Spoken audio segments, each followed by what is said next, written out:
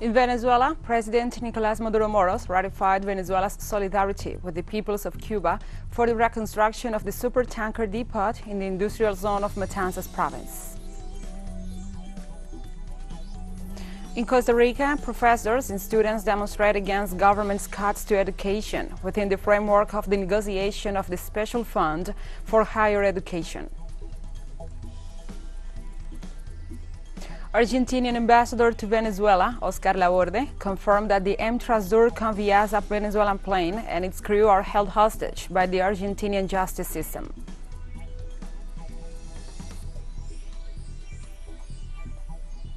From the headquarters of TeleSUR English in Havana, Cuba, this is From the South. I'm your anchor, Gladys Quesada, and these are the news. Venezuelan President Nicolás Maduro Moros ratified the Caribbean nation's solidarity with the people of Cuba for the reconstruction of the supertanker depot in the industrial zone of Matanzas province.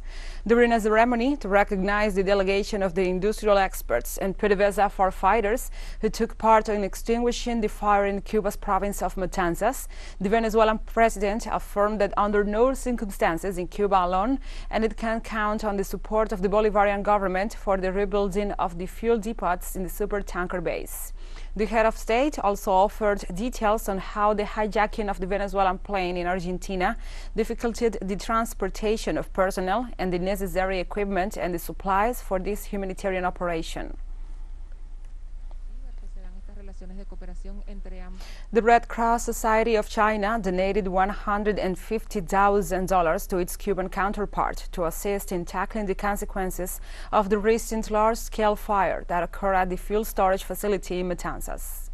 During the donation ceremony, China's ambassador to Cuba, Ma Hui, noted the two countries will stick together through thick and thin in face of the hardships, and the Chinese government and its people share the grief of the people of Cuba. On behalf of the Cuban government and its people, the country's Deputy Minister of Foreign Trade and Foreign Investment, Deborah Rivas, thanked the donation from the Chinese side. Additionally, Susana Llobet Alcalde, the Vice President of the Red Cross Society of Cuba, also expressed gratitude for the warm-hearted help from his Chinese counterpart and their previous rounds of humanitarian assistance, supplies, and funds. The help we received today has once again shown the solidarity of the bond and special emotions between Cuba and China. We highly appreciate such support and the brotherly friendship between the two countries. The United Nations organization welcomed the will for peace of the government of Colombia and the National Liberation Army, the ELN. The head of the UN verification mission, Carlos Ruiz Mazo, described as positive this approachment after a preliminary meeting of the emissaries of both parties in Havana, Cuba. Ruiz Mazo stressed that beyond the lines of command, the important thing is that delegations are committed to seek a solution to the armed situation in Colombia in favor of peace and security. A peace agreement was signed in 2016 between the Colombian government and the former guerrilla of the Revolutionary Armed Forces, better known as FARC, which led to explore the possibility of similar approaches with the ELN.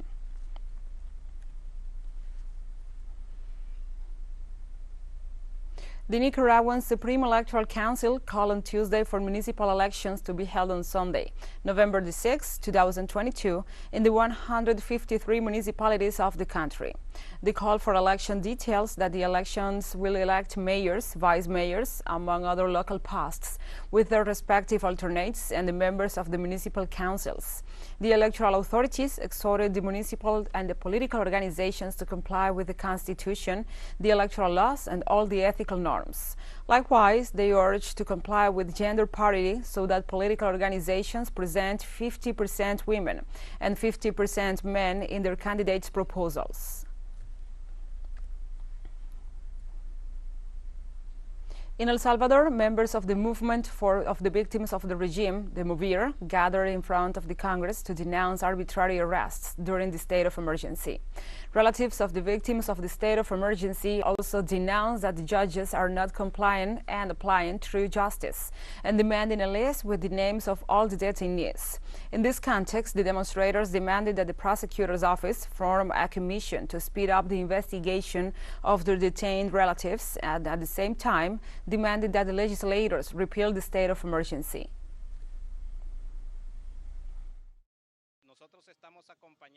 We are accompanying the cases that have been presented and that we consider that they are innocent and that there is abuse of power in the detention and that there's no proof of what they are accused of. We have come as a family grieving by the situation of the emergency regime to ask for the repeal of the emergency regime, since the state has sufficient mechanisms to be able to fight crime, and we have come to leave a piece of correspondence for the prompt release of our relatives, that they speed up the judicial procedures, that they appoint judges, and above all, that they hold individual hearings, not mass hearings as they are being held today. In Costa Rica, professors and students demonstrated against the government's cuts to education within the framework of the negotiation of the Special Fund for Higher Education. The mobilizations of the education sector took place in different areas of the city of Quesada until reaching the presidential residence as one of the main points of concentration. The demonstrators emphasized that the street actions were carried out in defense of the Special Fund for Higher Education and as a pressure measure to prevent the approval of the reduction in the budget allocation for the year 2023.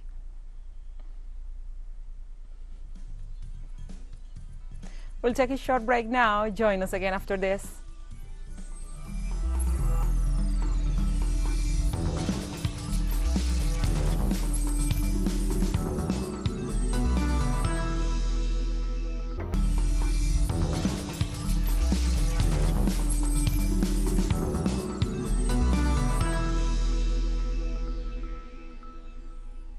Welcome back to From the South. The ambassador of Argentina in Venezuela, Oscar Laborde, acknowledged the seizure by the Argentine justice system of the Venezuelan airplane and its crew held in Buenos Aires.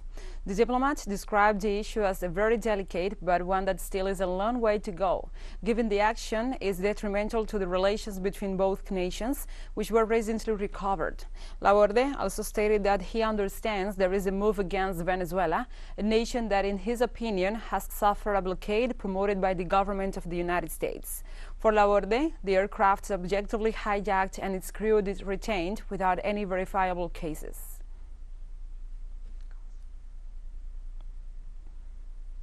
The electoral campaign begins in Brazil for the presidential elections on October the 2nd. The electoral authorities indicated that 12 officially nominated candidates for the presidency were registered, and as of this moment, they may hold rallies and advertise on social networks, internet and print media, but not in radio or television, in which political propaganda will be authorized in 10 days.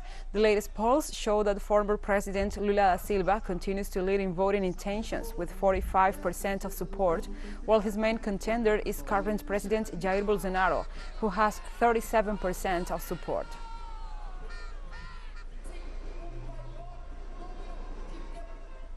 In the United States, 416 mass shooting incidents have been recorded so far in 2022.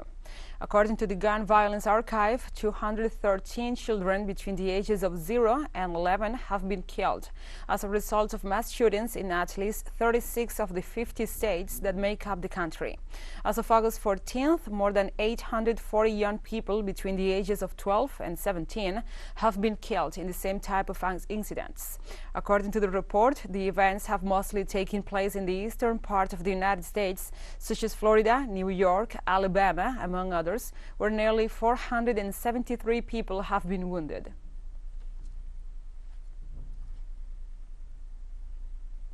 Spanish Prime Minister Pedro Sánchez said on Tuesday he hopes a gas pipeline linking to the Iberian Peninsula to Central Europe through France could soon become a reality. Spain currently has 6 liquefied natural gas (LNG) terminals for processing deliveries made by huge sea tankers back into gas and injecting them into its pipeline network. But the country has only 2 low-capacity links to France's gas network, limiting its current ability to act as a conduit to boost EU gas imports.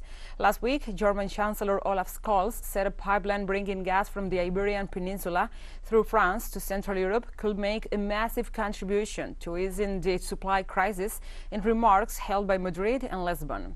Europe is currently undergoing an energy crisis and it struggles to rapidly reduce its dependence on Russian gas following the special military operation in Ukraine.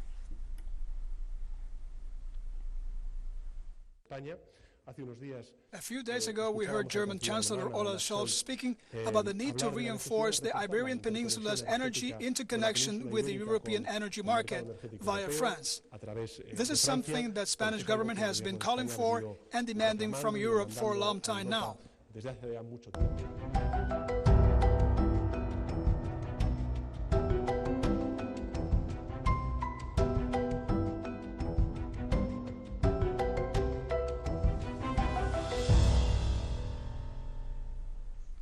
Now we move on to other topics. Firefighters were battling storm winds as a huge forest fire burned out of control in southeastern Spain, while another blaze in the north was established.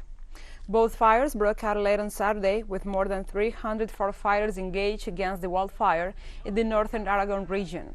The blaze has so far devastated an area of 6,000 hectares and forced at least 1,000 people from their homes, as firefighters managed to steady an Aragon blaze after successfully preventing it from entering a protected nature reserve. The wildfire in the southeastern Valencia region continued to spread. According to the latest figures from the European Forest Fire Information System, so far this year, Spain has suffered nearly 400 wildfires, fueled by the scorching temperatures and the drought conditions. And the decrease in the flow of the river Rhine in Germany has put the country on alert due to the drought that affects several European nations. The low water level of the river has a negative impact on the operation of industry and commerce, especially in the run-up to winter, as it serves as a transport route for coal, given the refusal of several nations in the region to buy Russian gas. In the same context, the Netherlands, one of the coldest countries in Europe, is facing a prolonged drought, also according to experts.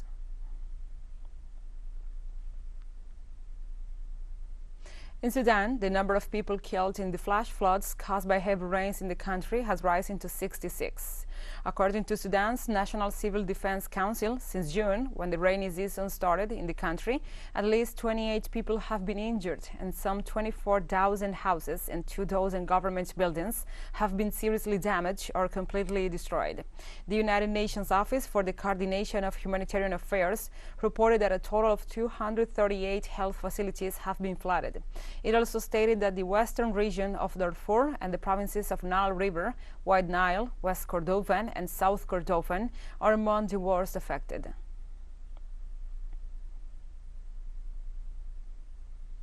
The United Nations Special Envoy for Myanmar, Noeleen Heyzer, arrived in the Southeast Asian nation on Tuesday for the first time since she was appointed to the post last October. Myanmar officials greeted Heyzer at the Yangon International Airport. Her trip followed the UN Security Council's latest call for an immediate end to all the forms of violence and unimpeded humanitarian access in the country.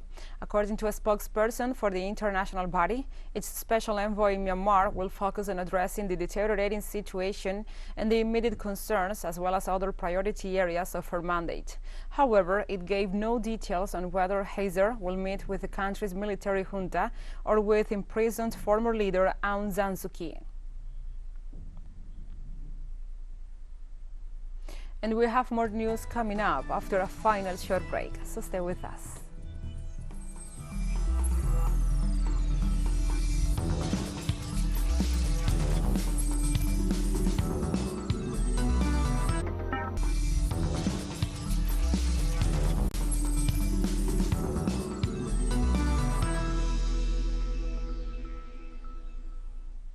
Welcome back.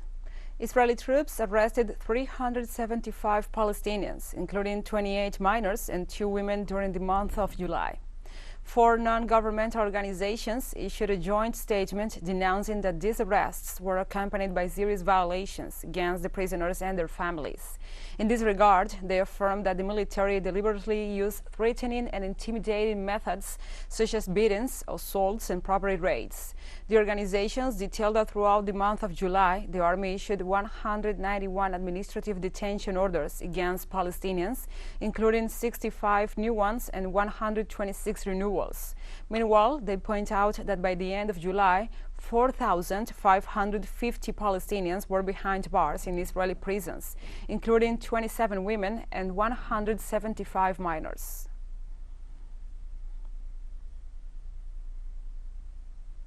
Afghan university students will have to attend more compulsory Islamic studies classes. Education officials said on Tuesday, while giving little sign that secondary schools for girls will reopen.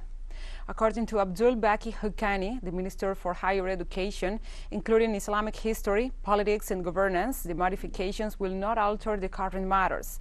However, some universities have altered studies in music and sculpture since the Taliban takeover a year ago, and many professors fled the country.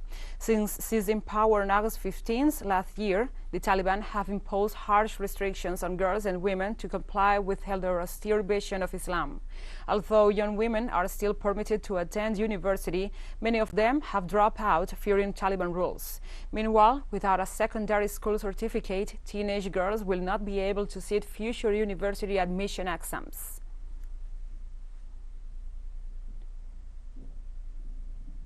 This Tuesday, an independent observer group has said the results of Kenya's August 9th presidential election, as announced by the Independent Electoral and Boundaries Commission, the AEBZ, are in line with its own projections.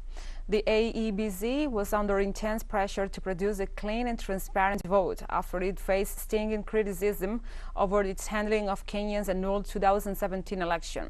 The Election Observation Group, ELOG, said that they corroborate results for the 2022 presidential elections and urges the political actors act in good faith, promote peace among their supporters, and seek any redress or for any grievances through the court of laws. At a news conference in Nairobi, the capital, the ELOG said it received data from over 5,000 observers deployed across 290 constituencies in the country's 47 counties.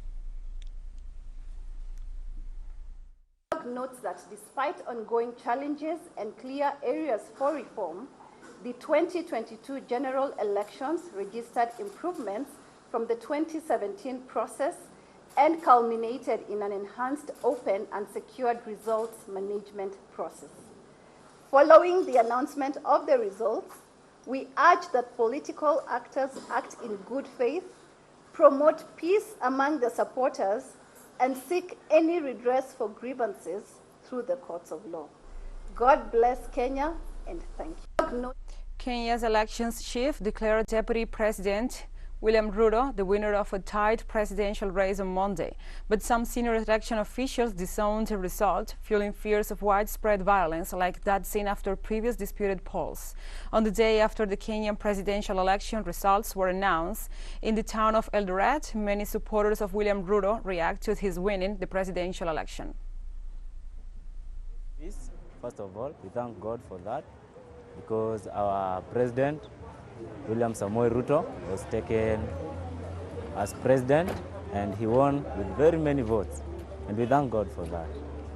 There's peace. That's all we want. As Kenyans, we want peace. The atmosphere in Eldoret, we are so happy because of the results of yesterday.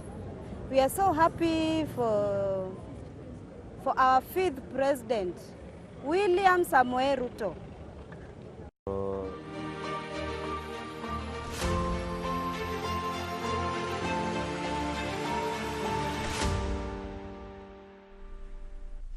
A United Nations charter vessel laden with grain set off from Ukraine for Africa on Tuesday, following a deal to relieve a global food crisis. The MV Brave commander left the Black Sea port of Pindenyi and sailed to Djibouti for delivery to Ethiopia. The ship is carrying 23,000 tons of wheat. Ukraine and Russia agreed a deal brokered by the UN and Turkey last month to unblock Black Sea grain deliveries after Russia's military operation. It is the first ship chartered by the UN World Food Programme, the WFP, to leave Ukraine since the start of the Russian special military operation in February, and the government has said it hopes 2 or 3 similar shipments will follow soon.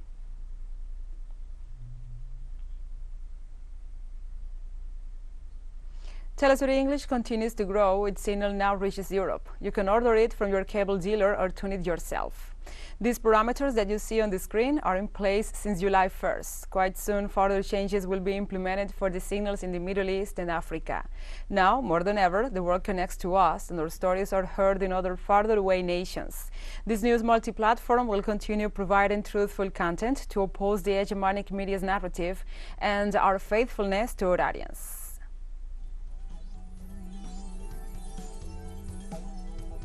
So we have come to the end of this news brief. But remember, you can find this and many other stories on our website at telesurenglish.net. And also, if you feel so inclined, please join us on social media for all the latest news. We are on Facebook, Twitter, Instagram, and Telegram. And also, now you can also follow us in TikTok account, TeleSUR English, in which you will be able to see news in different formats, news updates, and more. For TeleSUR English, I'm your anchor, Gladys Quesada. Thank you for watching.